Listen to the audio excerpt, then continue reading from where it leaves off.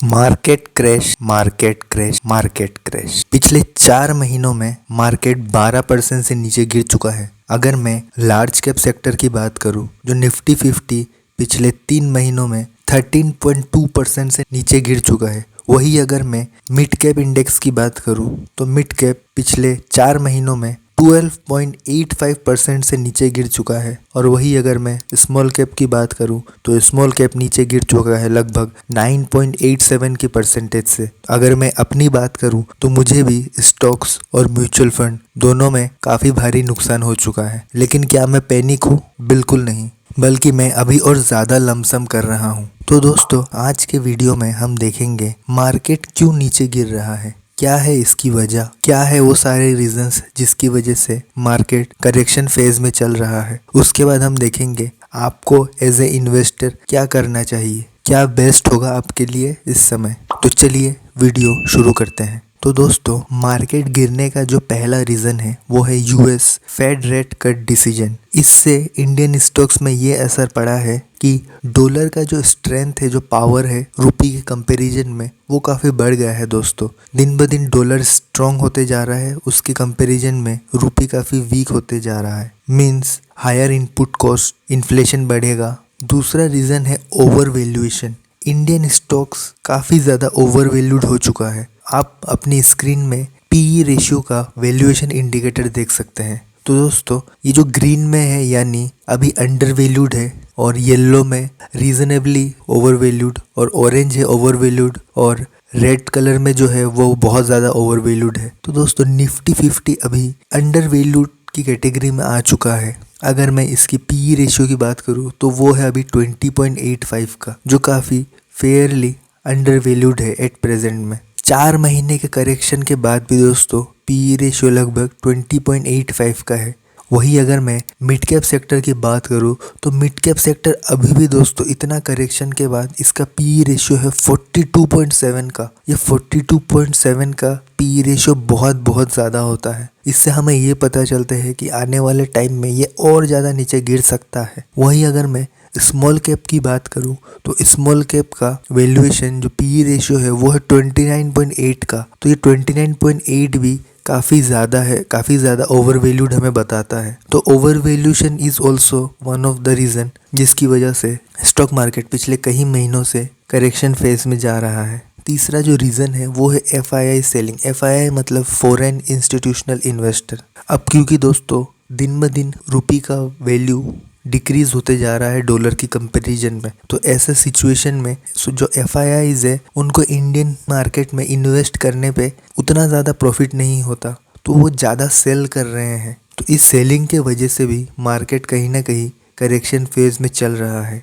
चौथा रीज़न है दोस्तों स्लो इकोनॉमिक ग्रोथ। अगर हम पिछले 2 से 3 सालों को ले, तो कहीं ना कहीं इतना अच्छा परफॉर्मेंस नहीं रहा है, काफ़ी स्लो ग्रोथ रहा है इकोनॉमी का। और फिर है बजट। जब तक बजट अच्छा नहीं होता, इकोनॉमी अच्छा नहीं होता, कंपनी का रिवेन्यू अच्छा नहीं होगा, क्योंकि कंपनी के रिवेन्यू तब बढ़ेंगे जब कंजम्पशन बढ़ेगा, और कंजम्पशन तब बढ़ेगा जब आम आदमी सामान खरीदेगा, आम आदमी के पास पैसा होगा। जैसे ही लोग अगर ज़्यादा सामान खरीदने लगेंगे तो कंजम्पशन बढ़ेगा, जिसकी वजह से कंपनीज के रिवेन्यू बढ़ने लगेंगे। अगर रिवेन्यू बढ़ेंगे, इकोनॉमी भी बढ़ेगा। ये सारे लिंक्ड है आपस में। और इसके साथ एलटीसीजी पहले था 10% बट अब हो चुका है 12.5%। तो कहीं ना कहीं ये सारे फैक्टर्स इन्वॉल्व्ड है मार्केट करेक्शन की ओर। अब हम ये बात करते हैं ऐसे में आप एज ए इन्वेस्टर आपको क्या करना चाहिए। तो दोस्तों, सबसे पहले अगर आप एसआईपी इन्वेस्टर हैं तो आपको बिल्कुल टेंशन नहीं लेना। आप अपना एसआईपी कंटिन्यू करें, कोई भी दिक्कत नहीं होगा। यहाँ अपनी स्क्रीन में आप ये ग्राफ देख सकते हैं। अगर आप मार्केट में 1 साल तक इन्वेस्टेड रहे तो जो चांस ऑफ लूजिंग मनी है वो है 17% का। वही अगर आप दोस्तों मार्केट में 3 साल तक रुकते हैं, नुकसान होने का जो प्रोबेबिलिटी है वो 17% से घट के 4% में आ गया है। और अगर वही आप 5 साल, 7 साल, 10 साल, 15 साल इतने पीरियड तक अगर मार्केट में इन्वेस्टेड रहते हैं, तो chance of losing money is almost 0%। आपका तो नुकसान होगा ही नहीं अगर आप लॉन्ग टर्म में मार्केट में रहेंगे तो। वही अगर मैं प्रोबेबिलिटी की बात करूँ 8% से ज़्यादा का रिटर्न, तो आप देख सकते हैं अगर आप 10 साल मार्केट में इन्वेस्टेड रहें तो 8% से ज़्यादा का रिटर्न का जो प्रोबेबिलिटी है लगभग 100% ही मान सकते हैं कि आपको तो प्रॉफिट होना ही होना है लॉन्ग टर्म में। और अगर मैं 12% की बात करूं, आप अगर मार्केट में 10 साल 15 साल भी इन्वेस्टेड रहते हैं तो आप 12% से ज़्यादा का रिटर्न प्रोबेबिलिटी है 67% का। तो अगर आप SIP इन्वेस्टर हैं, आप लॉन्ग टर्म इन्वेस्टर हैं, आपको ये छोटी मोटी मार्केट क्रैश को बिल्कुल ध्यान नहीं देना। आप अगर स्टॉक मार्केट के हिस्ट्री को देखें, हर 5 साल या फिर हर 10 साल में ऐसा करेक्शन आया ही है, इसके बाद मार्केट ऊपर गया है और इन्वेस्टर को प्रॉफिट मिला है।